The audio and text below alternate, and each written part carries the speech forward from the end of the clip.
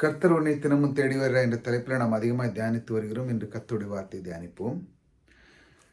தேவ சமூகம் நம்முடைய வாழ்க்கையிலே தேவ சமூகம் ரொம்ப முக்கியம். அவருடைய சமூகம் நமக்குள்ளே இருக்கும் பொழுது நம்முடைய வாழ்க்கையிலே எல்லா மாற்றங்களையும் நீங்கள் பார்ப்பீங்க. என் சமூகம் உனக்கு முன்பாக செல்லும், நான் உனக்கு இளைப்பாறுதல் தருவேன் என்று மோசேயிடம் ஆண்டவர் சொல்லுகிறார் மோசேயிடம். அந்த இஸ்ரேல் மக்களை இந்த மோசே வழிநடத்தும் பொழுது எவ்வளவு பிரச்சனை தெரியுமா? அந்த மக்கள் நீங்கள் எவ்வளோதான் செய்யுங்க, உடனே அடுத்த நிமிஷம் முறுமுறுக்க ஆரம்பிச்சிடுவாங்க. இதை செஞ்சாலும் பரவாயில்ல, எங்களுக்கு அதை செய்யுங்க. இதை செஞ்சு தண்ணி தந்தாலும் பரவாயில்ல, எங்களுக்கு இறைச்சி தாங்க, அதை தாங்க, இதை தாங்க. ஒன்றும் இந்த மக்களிடம் அவன் படுற பாடு ரொம்ப பெரிய பாடு. அதனால தான் அவன் சொல்லுகிறான், கர்த்தரோக்கி நீங்க பார்க்கும் பொழுது ஒரு நண்பராக அந்த இடத்துல நீங்கள் அந்த யாத்ராம் புக் நீங்கள் புக்கு படித்தீங்கன்னா அந்த 33ஆம் அதிகாரத்தில் ஒரு நண்பரை போல அப்படி ஒரு நண்பருக்குள்ளே அப்படி ஒளி மறைவு இல்லாமல் பேசுகிறாங்க. சில நண்பர்கள் பார்த்தீங்கன்னா அவங்களுடைய வீட்டு காரியமும் அவனுடைய வீட்டு காரியமும் எல்லாம் தெரியும் அந்த நண்பர்களுக்கு. இந்த மாதிரி அழக தெளிவாக முகமுகமாய் பேசுகிறார் கிறிஸ்து மோசேயிடம். அப்பொழுது அந்த நேரத்தில் தேவனிடம் அவன் சொல்லுகிறான், இவ்வளோ பெரிய மக்கள், இந்த மக்களை எனக்கு பாதுகாத்து கொண்டு போய் அந்த கானான் தேசத்தில் கொண்டு போகணுன்ட்டு நான் போடுற பாடு எனக்கு தான் தெரியும் அப்படிங்கிற மாதிரி அந்த அளவுக்கு அவன் சோர்ந்து போயிட்டான். இந்த அளவுக்கு எவ்வளோ நீங்கள் செஞ்சீங்க, அந்த அளவுக்கு. நம்முடைய குடும்பத்துலேயும் பாருங்களாம், நீங்களும் பாருங்கள், உற்றார் உறவினர்கள் எத்தனையோ பேர் இருக்காங்க. நீங்கள் எவ்வளோ தான் செய்கிறீங்க, எவ்வளோ செஞ்சாலும் அவங்களுக்கு ஆனாது. என்ன பெரிய செஞ்சிட்டான், மிஞ்சி போனால் எவ்வளோ தான் செஞ்சானா, அதான் எல்லோரும் செய்வாங்களே அப்படின்னு ஒவ்வொரு நாளும் முறுமுறுக்கிறவங்க வெளியில் உங்கள் குடும்பத்திலே இருக்காங்க. நீங்கள் வெளியே போக வேண்டிய அவசியம் இல்லை, உங்களுக்குள்ளே இருக்காங்க. என்ன பெரிய செஞ்சிட்டீங்க அப்படின்னு. அவங்களால செய்யவும் இயலாது. ஆனாலும் நீங்கள் செஞ்சாலும் உங்களுக்கு அப்ரிஷியேட்டும் நடக்காது, உங்களுக்கு ஒரு புகழும் கிடைக்காது, ஒன்றும் கிடைக்காது, எதுவுமே கிடைக்காது. நீங்கள் என்னதை தான் செய்யுங்க, தலைகீழாக நின்று என்னதை குடும்பத்துக்கு செஞ்சு பாருங்கள், உங்களுக்கு மதிப்பே இருக்காது. இந்த மாதிரி உலகம் இப்படி இருக்குது. ஆனால் அந்த மத்தியில் அவன் மோசே என்ன கேட்குறான் பாருங்க. அந்த மத்தியில் அவன் அவ்வளவுக்குள்ள இருந்து இதெல்லாம் சொல்லும் பொழுது தேவன் ஒரு வார்த்தை அவனுக்கு அற்புதமாக சொல்லுகிறார். என் சமூகம், அவர் சொல்லார், நான் உன் கூட இருக்கேன். அதாவது தூதர்கள் மற்ற எல்லாமே, நீ வெறும் சும்மா போ வாஸ், என் சமூகம் உனக்கு முன்பாக செல்லும், நான் உனக்கு இளைப்பாறுதல் தருவேன். இளைப்பாறுதல் எங்கிருந்து, என்ன ஒரு பெரிய ஒரு வார்த்தைங்க.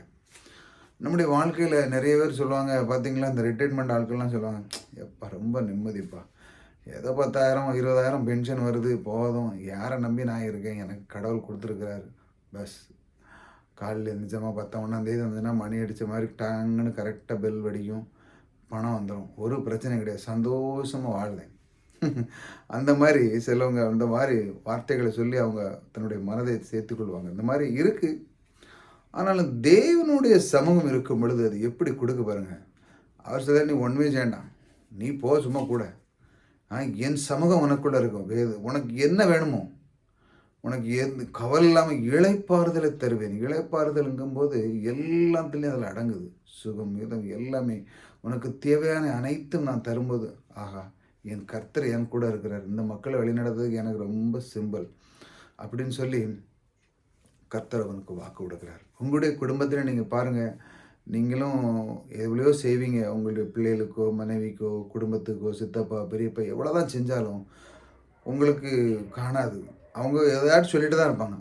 அந்த நேரத்தில் உங்களுடைய மனம் என்ன தெரியுமா லேக்குது பாருங்கள். உங்கள் மனம் என்ன செய்யுது தெரியுமா, ஏதாச்சும் சொல்லிடுமா அப்படின்னு உங்களுக்கு உள்ள ஒரு மனம் உங்களுக்குள்ள ஒரு வரும்.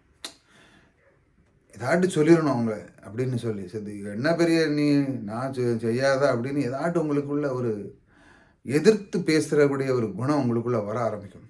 இவ்வளோ செஞ்சும் நீ எனக்கு செய்யலையே அப்படின்னு. ஆனாலும் தேவன் அதை எப்படி செய்கிறார் பாருங்க. என் சமூகம் உனக்கு முன்பாக இருக்கும், அவங்களுக்கு நீ ஒன்றும் செய்யாத, நான் உன் கூட இருக்கேன், நீ இன்னும் செய்கிற அளவுக்கு திராணி உனக்கு கொடுத்து உனக்கு இளைப்பாறுதலை தருவேன். அவங்க உன்னை பார்த்து பொறாமப்படுவாங்க. நீ இன்னைக்கு செஞ்சுருக்கிறா, ஆனால் அவங்கள்ட்ட ஒன்று நீ ஏற்று பேச வேண்டிய அவசியம் இல்லை. உனக்கு இன்னும் மேன்மையாக தருகிற கர்த்தர் உனக்குள்ளே இருக்கிறார். இந்த தேவ சமூகம் என்பது மிக அற்புதமானது. இந்த தேவ சமூகத்தை நீங்கள் பெற்றுக்கொள்ள வேண்டும். ஒவ்வொரு நாளும் நம்முடைய வாழ்க்கையில் இந்த மாதிரி தேவனை நம்மை பற்றி கொள்ளும் பொழுது நம்முடைய வாழ்க்கையில் எல்லாமே தலைகீழாக மாறும். ஏனென்றால் அவருடைய சமூகம் நமக்குள்ளே இருக்கும் பொழுது நமக்கு எல்லாமே கிடைக்கும். பாருங்கள், சில நேரத்தில் அந்த வண்டியிலலாம் இது போடுவாங்க, தேவ சமூகம் எனக்கு முன்பாக வர வேண்டும்லாம் நிறைய எழுதாங்க. வீட்லேயும் இருக்குது, நிறையா இருக்குது. ஆனால் அதை முழுமையாக ஏற்றுக்கொள்கிறார்களா? அதுதான் ரொம்ப முக்கியம். அவர் இந்த பிரச்சனை, எத்தனையோ பிரச்சனைகள் மத்தியில் என் கர்த்தர் எனக்குள்ளே இருக்கிறார். அவருடைய சமூகம் எனக்குள்ளே இருக்கிறது. அவர் எனக்கு இளைப்பாறுதல் தருகிறவர் எனக்குள்ளே இருக்கிறார். இப்படி நீங்கள் சொல்லணும். அப்படி சொல்லும் பொழுதுதான் தேவனுடைய அந்த அன்பு உங்களுக்குள்ளே வேலை செய்யும். அந்த மோசையிடம் அவர் சொன்னார், நேரே முகமுகமாக பேசி. ஏன்னா அவ்வளோ பெரிய மக்கள் அவர் வழிநடத்தும் பொழுது இந்த மாதிரி ஒரு வார்த்தையை உச்சரித்தார். அதே வார்த்தை அது உங்களுக்கும் கிடைக்கும். அந்த சமூகம் உங்களுக்குள்ளே வரும். ஏனென்றால் ஆபிரகாமுடைய ஆசீர்வாதம் உங்களுக்கு அனைத்தும் தரத்தான் கல்வாரி சிலுவையில் இயேசு கிறிஸ்து மரித்தார். அந்த ஆசீர்வாதத்தை பெற்றுத்தர அதில் கொடுக்கப்பட்ட எல்லா வாக்கு தத்துவங்களும் தேவன் சொல்லுகிறார், என் சமூகம் உனக்கு முன்பாக செல்லும். இன்று உங்களுக்கு முன்பாக அது செல்லுங்க. நீங்கள் எந்த பெரிய பிரச்சனை, எத்தனை பேர் உங்களுக்கு உறவினர்கள் எத்தனை பேர் சொன்னாலும் சொல்லிட்டு போட்டு விடுங்க. அவங்களெல்லாம் நீங்கள் இப்போ இதெல்லாம் கட்டுக்காதுங்க, அவங்க விட்டுங்க. நீங்கள் உங்களுடைய வேலை என்ன, உங்களுடைய சுபாவம் என்ன, நீங்கள் செய்கிற குணம் நீங்கள் செஞ்சுக்கிட்டே இருங்க. உங்களுக்கு நீங்கள் எதையுமே ஏற்று பேசாங்க. எனக்கு எண்டது அளவு நான் உங்களுக்கு செய்கிறேன், பஸ்ஸால் தான். நீங்கள் ஏற்று பேசி நான் அப்படி செஞ்சேன், இப்படி செஞ்சேன், அதை செஞ்சேன் சொல்லி காட்ட வேண்டிய அவசியம் இல்லை. அதை விடையும் மேலான சமூகம் உங்களுக்குள்ளே இருக்கிறது. அவர் உங்களை வழிநடத்துவார். அவர்கள் பார்த்து இன்னும் பொறாமைப்பட அளவுக்கு வியக்க வண்ணமாக உங்களுடைய வாழ்க்கையை மாற்றுவார். அவர் சொல்லுகிறார், நான் உனக்கு இளைப்பாறுதலை தருவேன். அவங்கெல்லாம் அங்கே எங்கேயும் ஓடி ஈடி அலைவாங்க. ஆனால் நீங்கள் அமைதியாக இருப்பீங்க. உங்களிடம் அவர்கள் வந்து தேடுவார்கள். எனக்கு கொஞ்சம் உதவி பண்ணுங்க எனக்கு. ஆனால் நீங்கள் எவ்வளோ உதவி பண்ணுங்க, அதுக்கெல்லாம் ஒன்றும் இருக்காது. அவங்களே வருவாங்க. அந்த நேரத்தில் நீங்கள் அதெல்லாம் குத்தி காட்டக்கூடாது. அந்த நேரத்தில் மௌனமாக இருந்து நீங்கள் செய்யும் பொழுது அதுவே அவர்களுக்கு ஒரு பெரிய தண்டனை தான். ஏனென்றால் அந்த இடத்துல நீங்கள் எதுவும் பேசக்கூடாது. உங்களிடத்திலே அவர்கள் வருவார்கள், திரும்ப வந்து கேட்க வருவாங்க. அந்த இடத்துல நீங்கள் எந்த வார்த்தையும் சொல்லாமல் உங்களுடைய அன்பான அந்த சமூகம், தேவனுக்குள்ளே இருக்கிற அந்த அன்பை நீங்கள் வெளிப்படுத்தி அவர்களுக்கு நீங்கள் மறுபடியும் அது உதவும்போது அதுவே அவர்களுக்கு ஒரு பெரிய பாடமாக இருக்கும். அந்த இடத்துல நீங்கள் ஒரு வார்த்தை சொல்லாதுங்க.